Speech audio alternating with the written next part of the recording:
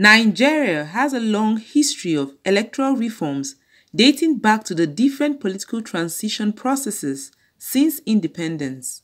There are options open to Nigerian electorate, which are first, to abnegate their rights and tolerate those manipulation, and second, to contest issues with the political leaders and insist on political and electoral reforms that will safeguard their interests.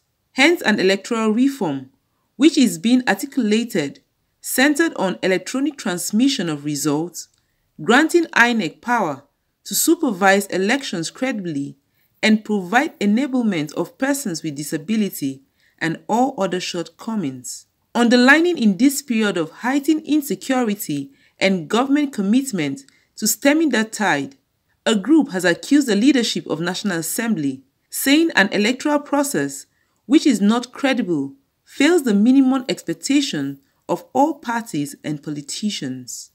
The main value of election is actually as a conflict resolution and avoidance mechanism. Elections help societies to have expectation that all the crises of development and democracy can be resolved in the next election. As soon as elections become incredible to the point that people have no confidence of this electoral process to resolve these conflicts, they will resort to violence, to exit, and to attacking the state. And so the leadership of the National Assembly should be held responsible, should be accused, and I accuse them, of deliberately sowing violence and insecurity. You can go to another political party and contest. How can you imagine that a political party that has won election before will now lose elections or be deregistered because the person that won that election have left the seat in which he has won under that political party? It is treasonable against the people. It is treasonable against the state. It is tantamount to deceit and unacceptable position against our democratic setting. So what I am saying in essence is that the National Assembly should give us laws that will stand the test of time, that will give room to the lowest person in the society to aspire for the highest position in the land. The group also added that the new electoral bill will infringe on human rights if made an act, adding that it prohibits the transmission of electronic results and increases the election expenses.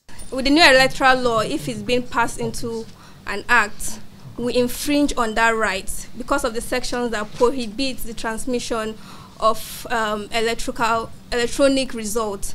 That alone is an infringement because it encourages corruptions in the electoral processes. So that alone is an infringement on our rights.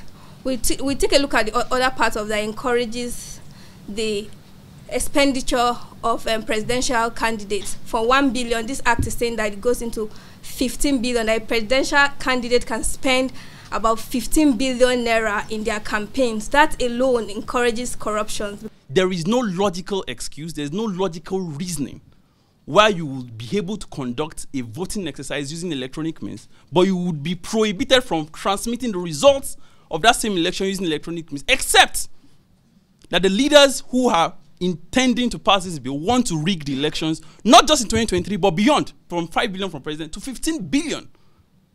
Basically saying that there is the next president of the Federal Republic of Nigeria under this bill will be a corrupt president. We can say that for sure.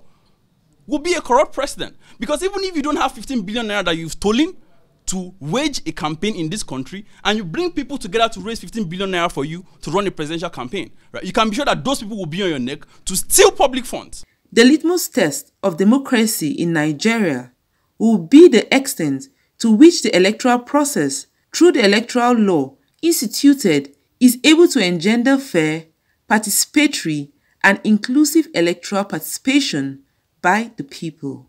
From Abuja, Mavis Ako, Kaftan TV News.